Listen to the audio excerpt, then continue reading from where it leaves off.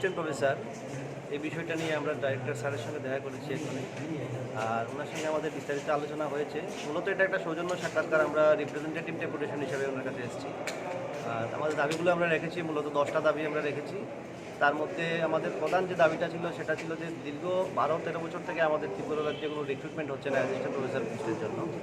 তো সেখানে দেখা গেল কি ত্রিপুরাতে এখন বর্তমানে প্রায় 1000-এর মতো ক্যান্ডিডেট আছে যারা net slate PhD degree holder, কিন্তু তারা ইন্টারভিউ দেওয়ার মতো কোনো স্কোপ নেই আমাদের মধ্যেখানে। দুবার কিছু রিজার্ভ পোস্টের জন্য অ্যাডভার্টাইজমেন্ট হয়েছিল, কিন্তু জেনারেল রিক্রুটমেন্ট এখনও ক্লিয়ার হয়নি।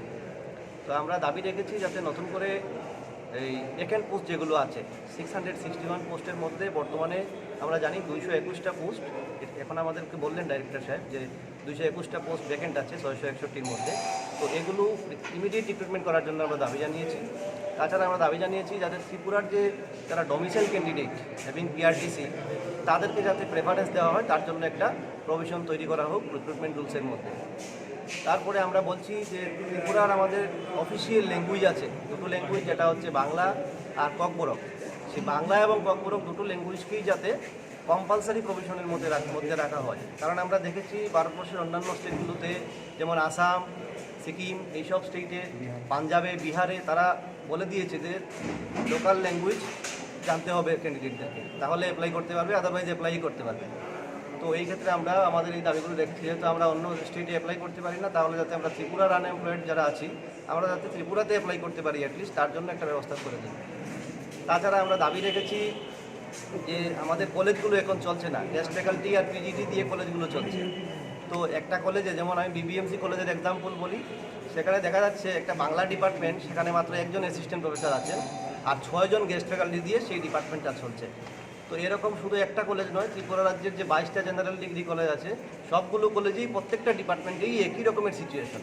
তো এই অবস্থায় কলেজগুলো চলতে পারে না। তো আমাদের দাবি হচ্ছে, আমরা আমাদের এই দাবিগুলো আমরা পৌঁছে দিয়েছি আমাদের ডাইরেক্টর স্যারের কাছে। আমরা আগামী দিনে আমরা রাজ্যের মাননীয় মুখ্যমন্ত্রী এবং রাজ্যের মাননীয় শিক্ষামন্ত্রীর সঙ্গে আমরা দেখা করে এই বিষয়গুলো আমরা তোলার চেষ্টা করব।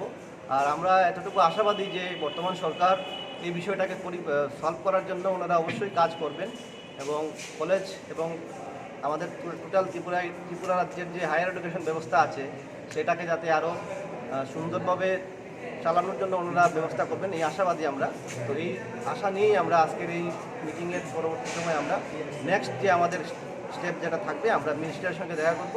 আমরা অলরেডি আমাদের রাজ্যের শিক্ষামন্ত্রীর কাছে আমরা লিখিতভাবে আবেদন জানিয়েছি যাতে আমাদেরকে একটা ডেট দেন, তাহলে ওই ডেট দিলে আমরা ওনার সঙ্গে বিস্তারিত বিষয়গুলো আলোচনা করব। তো আমরা ত্রিপুরা নেটস্লেট পিএইচডি ফোরাম আমরা আগামী দিনে শুধুমাত্র যে চাকরির জন্য আমরা লড়াই করছি সেটা নয়, ত্রিপুরা রাজ্যের পুরা এন্টায়ার হায়ার এডুকেশন সিস্টেমটা যাতে আরও এগিয়ে যেতে পারে, যেটা আমাদের রাজ্যের মাননীয় মুখ্যমন্ত্রী স্বপ্ন দেখাচ্ছেন যে ত্রিপুরা এগিয়ে যাবে একটা নতুন রাস্তায়, নতুন দৃষ্টিভঙ্গিতে।